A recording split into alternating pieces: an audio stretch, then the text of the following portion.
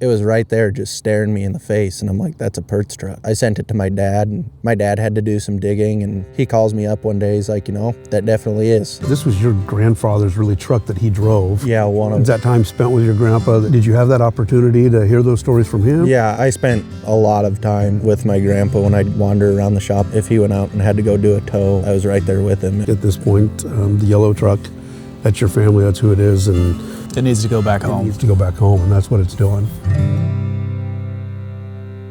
Well, good morning from Sweet Home. We're here with the Icebox Radiator Supply House, and we have special guests in today. Want to welcome Dylan and JC in from, they say Montana, we call it the 406, right? So, yeah, it's going to be great to have you here and to hear your stories, and we're excited to hear about kind of I don't want to say it's the end of this yellow Peterbilt tow truck that we did with Rick Murphy. It's the beginning, in a sense, of a whole new story. And this was your grandfather's really truck that he drove. Yeah, he drove this truck. One of them, yeah. So we're excited to hear those stories and take us back in time. I know you brought some photos and you've got quite a few stories you've told me on the phone. I'm gonna have you tell us some more, because this is what we're losing as a generation of all these old stories of trucks and equipment and old drivers and what they did and how they survived. And remind me again, what's the name of the color on this Peterbilt? Pertz Yellow. Pertz Yellow. And who was Pertz? Pertz Towing was just a small towing company out of Sheridan, Wyoming and Buffalo, and that's kind of where their main operation was. So your hometown. Yeah. There's so much to this, and just a few things you've told me. So it's your grandfather that drove that. Do you know about what era was that? It probably had to be mid to late 70s to the early 80s before they really started to kind of grow a lot more. And this was kind of did you say they farmed, ranched, and then he would come in and tow, or was this a full-time thing? Or It was, a lot of the time it was more of a full-time thing. Everything was kind of slow, and he had kind of gotten out of all of that. And so he was starting to make money elsewhere, and he would bounce back and forth between running a wrecker or going to run a dump truck. Just kind of, he was home a lot more that way. Yeah. Wow. What was he doing before that? He had a milk route that he'd take in a truck, and he'd have a beer route that he'd go down to Colorado a lot and come back. But he didn't have like a Trans Am following him, did he? I don't think so. But He's slowing it down. Huh? You were telling me a little bit about this yellow. I mean, it's kind of a special yellow, even, right? Yeah, and they'd order all of their trucks that color yellow. It was a mix between two paint colors, and they had named it Pertz Yellow. Wow. And it's every time they'd order a truck, they'd call Peterbilt and get the paint SKU. Whether it would have been a Freightliner or a Kenworth or any of that, they called Peterbilt because it started with a Peterbilt. With a Peterbilt. And was a combination, was it of two yellows you were mentioning? Yeah, it was like daisy yellow and kind of a golden yellow. Wow. Is what it'd start out as. That's cool. And it's still, if I'm right, it's still a code that Peterbilt actually shows. Yeah, it still shows up in a Peterbilt paint code book. Wow, that's cool. Or even like on their computer, I think they can look it up now. I don't think they really carry books anymore. But yeah, there were some different things with the truck you were saying that he used it for, or they used this truck kind of predominantly for. A lot of it was, back in the day, I guess my dad had told me that they didn't really have any mobile home moving companies in Sheridan or Buffalo. And so they had bought that out of a surplus auction, and it was kind of a real short wheelbase, real easy to get in and out of the trailer parks or setting them up, and that's what they'd use that to pull mobile homes. Gotcha. And so then that's, like today they use those little mini dozers. Yeah, little toters. To put them in place, is that right? So this is what they would use? Yeah. So was it your grandpa even helped them with some of the fabrication, building some of these trucks? Yeah, he helped them kind of when they started getting bigger trucks and newer beds and kind of moving up in the world when Holmes was starting to make new beds and everything else. It was kind of you buy this from us and put it on your truck and you make the modifications yourself. And so following in your grandfather's footsteps, what are you doing these days? Running a wrecker. Wow. That's just cool. So tell us the ties. I mean, is that time spent with your grandpa that did you have that opportunity to hear those stories from him, or? Yeah, I spent a lot of time with my grandpa when I'd go see my dad. It was it was, we'd get down there, my parents would trade off, and I'd be with Dad, and I'd look at him, and let's go to Grandpa's. And so he'd drive me right to Pert's Towing. It was out of Steve's Trucking and Repair at the time, the same yard. But we'd drive down there, and I'd wander around the shop with Grandpa and carry his tools around for him. And if he went out and had to go do a tow or go help somebody, I was right there with him. That was a lot of my childhood was spent in a lot of the Pert's trucks. Oh, that's cool. Where did you come across this truck? Actually, my buddy Grant Herden, I was out on a trip. We make trips for Copart, and it was at Grant's little wrecking yard he's got up there in Circle, Montana. I turned the corner, and sure enough, it was like right there in your face, staring you down, was the last wrecker that my grandpa had ran and built. It was right there just staring me in the face, and I'm like, that's a Pert's truck.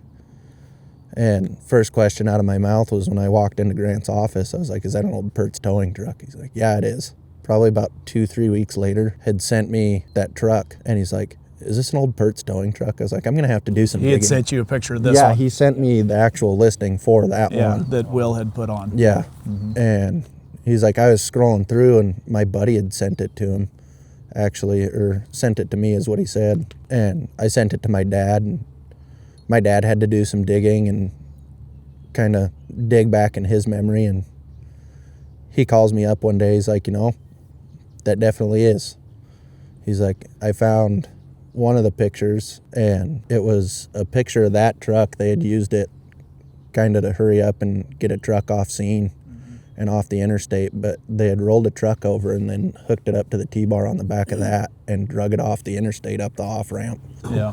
And they had caught a picture of it on the back of it. And you've got pictures in these books. These books are clear full of pictures like that. Maybe not necessarily this truck, but other Pert's trucks. And most of these pictures were what, from the 80s, you said? Late 70s, late 80s? Okay, late 80s to probably about the late 90s. So maybe after this truck was really in service full-time, but still using it occasionally.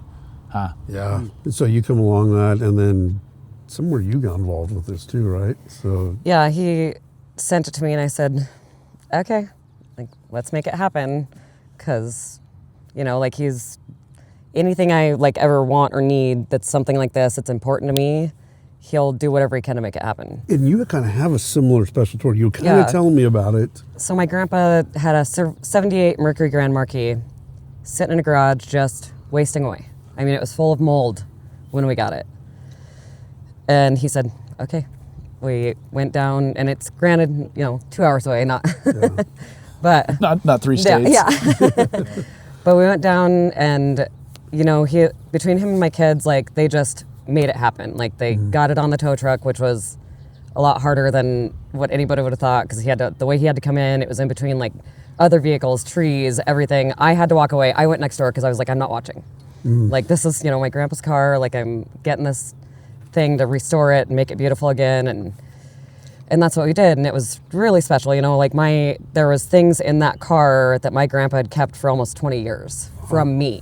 That were, it was something that was an invitation of mine. And he had kept it. It was still in the glove box of that car. And God rest my grandpa's soul, but he made that happen for me. So as soon as he sent me this, I was like, all right, we'll make it happen. We'll figure it out. Yeah. Oh, and that's cool. Thank God to good friends like our friend Kavin over there. He's doing us a huge favor by bringing his truck out here and doing this for us. I had passed Kavin, actually. He was sitting at the pilot, and he sent me a Snapchat, and he's like, where are you going? It was about probably 3.5 hours later after I said that I was finally rolling up to her work, and thank God Kavin was still there. And we were kind of talking about it and everything else, and Kavin's like, well, I got to go dump my trailer off at home. And he's like, and then I don't know what I got to figure out some stuff to do for the rest of the week. And I looked at him, I was like, you got to figure stuff out to do? And he's like, yeah. I was like, well, what about this? And so he calls his dad and makes sure he doesn't have anything for him to do the rest of the week. And he's like, yeah, it's a go. We beat feet out the door with everything that we had packed and go meet Kavin, load the car on the trailer, and just started coming here. So. That's cool. Is Pert's still in business today? The DBA is. I think it's still part of the family. from what I've understood, it's been sold out like 5 or 6 times, Gotcha. if not more. To other wrecker companies in the area. So there's the truck and circle. There's this truck. You showed me a video going down the road. You looked over and it was like this hood of a perch truck sitting there. It's an old Kenworth A model hood. And me and my boss had went down to Gillette to go get 2 service trucks. We had started coming home, and on our way down there, he looks over, and I think after looking at the books, he knows how to spot the older colors and everything else. And he's like, there's a Pertz hood. I look over and I missed it. And my dad had told me there's one of the old Pertz cab over cabs still sitting in Buffalo. Oh, really? Wow. But that hood, he pointed it out to me, and I glanced back as we were going back by, and sure enough, it was an old A-model Kenworth hood off a Pertz truck. It was yellow, it was orange, it was red, it had all the stripes, it was right there, and I was like, I gotta figure out how to go get that. Well, the next day I go down to Gillette, it's still there on my way back, or on my way there. On my way back outside of Gillette, it's on a gooseneck trailer, and I was like, oh, come on.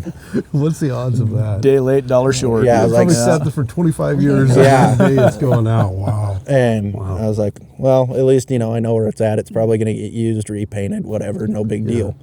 That's cool. I mean, so you got the cab over, that hood. These are about the 4 pieces, left of the old family. And there was an old 359 wrecker in Sheridan, and I know my dad had talked to the guy about selling it. And then Grant's got one, and Grant knows of where another one of the old Pertz trucks is, but it already gotten repainted and a different bed stuck on it. And it was in Grant's hands before he got the one that he had now. He went down and traded that one off, I think, is what he told me, for the one he has now. And he said he crawled under there and looked for anything and everything that could be wrong, and he really had to scratch his pocketbook for pennies and say, here you go, this is everything. And he get it. just loves that truck.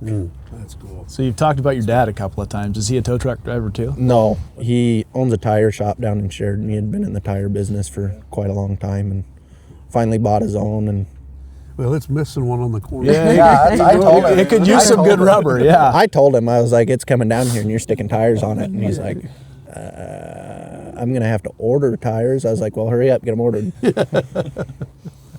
Yeah. Oh, my. So you're taking them back to Billings. Yeah. That's the plan. Tell me your plans. So you got this one, and there was the spare parts allegedly, but maybe not spare parts. What's the story with that? It's no longer going to be spare parts. It was, my dad told me you can't bring Grandpa home without bringing Grandma home, because my grandma had just passed away. And we had sat there, and I was like, you know what? I'll name it after Grandma. I got Stubby Bob, which was my grandpa's nickname at Pertz, because he was not a very big man, but he was a pretty stout man. And I know a guy like that. Yeah. And so we named it after my grandma, and it might as well just be that dynamic duo that they were. They did anything and everything together, and it was, my grandma is the reason why I have these photo albums to look back on. So Stubby Bob, and what's the other one's name? Rita Ray. Rita Ray. And she was about everything of 4'5" and ice white hair, and oh, how rude. Yeah, how rude. There has to be that guy. Turn your phone on. Stout and stubborn is what it is. And so it might as well just be that dynamic duo, and that's, my way of having them around still. That's cool. Yeah, when we got that truck up, it looked pretty rough sitting there, tires shot and everything on the ground. When it got up, I was like, it's actually a pretty good looking truck. Like it's one of those like, oh man, I wonder if that's one we should have hung on to, but no, it's I going don't to the feel right that place. at all. It's going to the right place. It's going to the right place. Yep. And I think it's such a neat story, and the story that'll carry on for the next generation with those. Which, again, that's what's getting so lost today. Is so many of these trucks have a neat story. They have a heritage behind them, and they're getting sent to the scrapyard. I guess we were just talking about this. I had a phone call come in from a guy in Saskatchewan, and it was an old 3408 big motor truck, and we pulled the engine out, sent the truck to scrap, and it's like, oh, you're never going to find those trucks like that ever again. No. Yeah, and the story behind this, with the old small Cummins in it and twin stick, and that's just a generation that is gone. I'm hoping you're going to document some of this and some of the build and yeah. and share that. You know, it's not like you got boys or some kids, you know, Yeah. and share that with. And Well, and the reality of that is that this might take years at this Yeah. point. You know, it might take decades, but they are going to the right place. They're going to hands that are going to love them and restore them, and you know, whether you haul loads with them or whether your kids haul loads with them, they're going to go and they're going to live another life. it's really one of the first things we talk about, like if we could find a family that like they were the ones that originally bought the truck, or it was their truck, their family truck, and it was lost, and really this fits that story. It does, and perfectly. you said us trying to find these trucks, and I guess I would tweak that just a little Yeah. bit, because at this point, these trucks, when people see this and see, you know, these connections and see the story coming full circle, these trucks are starting to find Find us. us. Yeah. You know, and so I hope that we can just continue to be kind of good stewards of that, and continue to get these out and get them in front of people and in front of the right people, so they can go back home. This was a success. This one was a true success. Great success. So we, I think we made a deal for, was it $7,500? $5,000 for this truck, $2,500 for the other.